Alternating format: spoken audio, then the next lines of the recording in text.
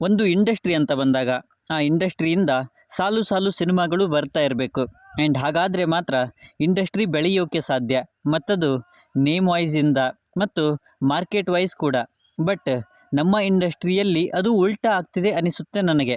ಮತ್ತಿದು ಇಂಡಸ್ಟ್ರಿಯ ಮೇಲೆ ಹೇಗೆಲ್ಲ ಪರಿಣಾಮ ಬೀಳುತ್ತೆ ಆ್ಯಂಡ್ ಇದಕ್ಕೆ ಕಾರಣ ಏನು ಎಲ್ಲವನ್ನು ಕೂಡ ಮಾತಾಡೋಣ.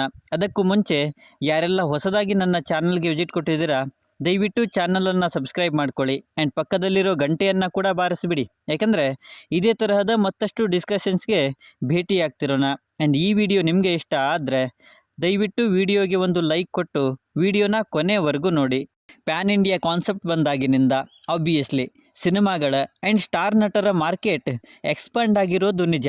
ಅದು ಫ್ಯಾನ್ ಬೇಸ್ ವೈಸ್ ಆಗಿರಬಹುದು ಅಥವಾ ಬಾಕ್ಸ್ ಆಫೀಸ್ ಕಲೆಕ್ಷನ್ ವೈಸ್ ಆಗಿರಬಹುದು. ಮತ್ತಿದು ಬೇಕಿತ್ತು ಕೂಡ. ನಮ್ಮ ಕತೆಗಳನ್ನು ಎಲ್ಲ ಆಡಿಯನ್ಸ್ಗಳವರೆಗೆ ತಲುಪಿಸೋಕೆ ಇದು ಒಂದು ಒಳ್ಳೆಯ ಮಾರ್ಗವಾಗಿತ್ತು. ಬಟ್ ಈಗ ಪ್ಯಾನ್ ಇಂಡಿಯಾ ಅಂತ ಎಲ್ಲರೂ ಕೂಡ ಹೋಗ್ತಾ ಇದ್ದಾರೆ. ತಪ್ಪು ಅಂತ ನಾನು ಹೇಳ್ತಾ ಇಲ್ಲ, ಆದರೆ ಅದರ ಹಿಂದೆ ಹೋಗಿ ನಮ್ಮಲ್ಲಿ ಸಿನಿಮಾಗಳ ಸಂಖ್ಯೆ ಕಡಿಮೆ ಆಗ್ತಾ ಇರೋದಂತೂ ನಿಜ. ಐ ಮೀನ್ ಲಿಟ್ರಲಿ ಗುರು, ನಮ್ಮ ಇಂಡಸ್ಟ್ರಿಯಲ್ಲಿ ಇರುವ ನಟರೇ ಬೆರಳೆಣಿಕೆಯಷ್ಟು. ಅದರಲ್ಲೂ ಸ್ಟಾರ್ ನಟರು ಅಂತ ಇರೋರು ಕೇವಲ 4-5 ಜನ. ಹೀಗಿರುವಾಗ ಈಗ ಅವರ ಸಿನಿಮಾ ವರ್ಷಕ್ಕೆ ಒಂದು ಕೂಡ ರಿಲೀಸ್ ಆಗ್ತಿಲ್ಲ. ಈ ಸ್ಟಾರ್ ನಟರ ಒಂದು ಸಿನಿಮಾ ರಿಲೀಸ್ ಆಗೋಕ್ಕೆ 4-5 ವರ್ಷ ಬೇಕು. Okay, content and quality cinema ಕೊಡೋಕ್ಕೆ ಸಮಯ ಬೇಕು ಅನ್ನೋದನ್ನು ನಾನು ಕೂಡ ಒಪ್ಕೋತೀನಿ ಗುರು. ಆದರೆ ಒಂದು ಸಿನಿಮಾಗೆ 4-5 ವರ್ಷ ಅಂದರೆ ಅದು ಇಂಡಸ್ಟ್ರಿಯ ಮೇಲೆ ಆ್ಯಂಡ್ ಇಂಡಸ್ಟ್ರಿಯ ಮಾರ್ಕೆಟ್ ಮೇಲೆ ತುಂಬಾ ಇಂಪ್ಯಾಕ್ಟನ್ನು ಕ್ರಿಯೇಟ್ ಮಾಡುತ್ತೆ ಅನ್ನೋದಂತೂ ನಿಜ. ದರ್ಶನ್, ಸುದೀಪ್, ಯಶ್, ಧ್ರುವ ಸರ್ಜಾ, ಶ್ರೀಮುರಳಿ ಇವರೆಲ್ಲ ವರ್ಷಕ್ಕೆ ಒಂದು ಸಿನಿಮಾ ಕೂಡ ಕೊಡ್ತಿಲ್ಲ. ಆ್ಯಂಡ್ ಇದು ನಿಜವಾಗ್ಲೂ ಬೇಸರದ ಸಂಗತಿನೇ ಅನ್ನಬಹುದು. ಹೊಸಬರ ಸಿನಿಮಾಗಳು ಬಂದು ಒಳ್ಳೆಯ ರೆಸ್ಪಾನ್ಸೇನೋ ಪಡ್ಕೊಳ್ತಾ ಇದ್ದಾವೆ. ಬಟ್ ಅವುಗಳಿಂದ ಮಾತ್ರ ಇಂಡಸ್ಟ್ರಿಯ ಗ್ರೋತನ್ನು ಎಕ್ಸ್ಪೆಕ್ಟ್ ಮಾಡೋದಕ್ಕಾಗಲ್ಲ. ಸ್ಟಾರ್ ನಟರು ಅನಿಸಿಕೊಂಡಿರೋರು ಇದರ ಕಡೆ ಸ್ವಲ್ಪ ಗಮನ ಕೊಡಬೇಕು.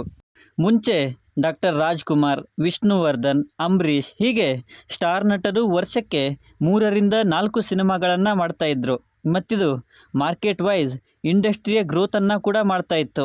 ಹಾಗಂತ ಅವರ ಸಿನಿಮಾಗಳು ಕ್ವಾಲಿಟಿಯಲ್ಲಿ ಕಡಿಮೆ ಕೂಡ ಇರ್ತಿರಲಿಲ್ಲ.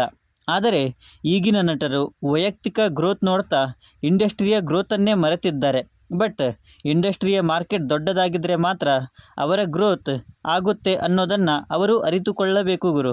ಸ್ಟಾರ್ ನಟರು ಅನಿಸಿಕೊಂಡಿರೋರು ವರ್ಷಕ್ಕೆ 2 ಸಿನಿಮಾಗಳನ್ನಾದರೂ ರಿಲೀಸ್ ಮಾಡಬೇಕು. ಏಕೆಂದರೆ ಅದರಿಂದ ಇಂಡಸ್ಟ್ರಿ ಬೆಳೆಯುತ್ತೆ ಆ್ಯಂಡ್ ಅವರ ಗ್ರೋತ್ ಕೂಡ ಆಗುತ್ತೆ ಅನ್ನಬಹುದು. ಇದು ಇವತ್ತಿನ ವಿಡಿಯೋ. ಇದರ ಬಗ್ಗೆ ನಿಮ್ಮ ಅನಿಸಿಕೆ ಏನೇ ಇದ್ದರೂ ಕೆಳಗಡೆ ಬರೆದು ತಿಳಿಸಿ. ಮತ್ತು ಈ ವಿಡಿಯೋ ನಿಮಗೆ ಇಷ್ಟ ಆಗಿದ್ದರೆ ದಯವಿಟ್ಟು ನನ್ನ ಚಾನಲನ್ನು ಸಬ್ಸ್ಕ್ರೈಬ್ ಮಾಡಿಕೊಂಡು ಸಪೋರ್ಟ್ ಮಾಡಿ. ಕೊನೆಯಲ್ಲಿ ಸಿಗ್ತಾ ಇರೋಣ.